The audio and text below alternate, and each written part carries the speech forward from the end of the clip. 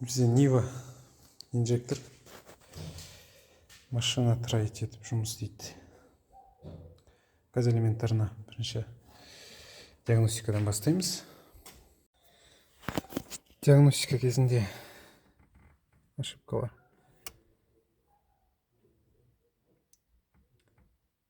Лямбда зонд, сосын 3 цилиндр, 2 цилиндр, 4 цилиндр. Датчик температуры. Диагностика кезінде датчик температуры бір орында тұр. Оны көреміз, содан кейін мынаны байқадық.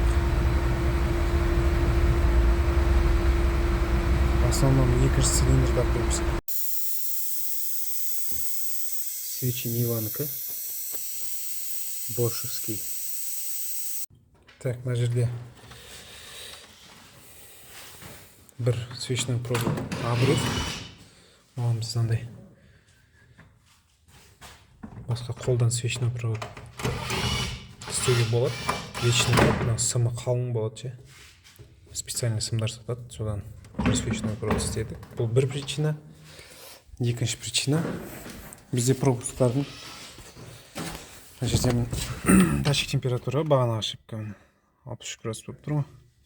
Бізде мына жерде тумблер бар екен. Бұны қоссақ, якобы вентилятор қосылады.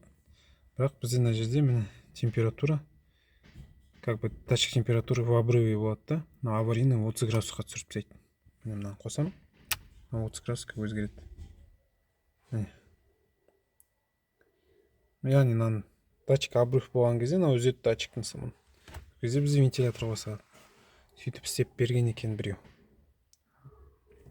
Хозяинға осылай бір кісі істеп берген екен. Бұны енді переделать ету керек болады, чтобы датчик температуры корректно көрсету үшін. Өйткені бұл тек вентиляторда ғана қоспайды. Бұл форсунканың впрыск, яғни суық кезде көп шашады, ыстық кезде азырақ шашады деген сияқты көптеген бұл нәрселерге влиять етеді. Бұл момент тоже исправить ету керек болады. Чек сөнді. Ошибка жоқ.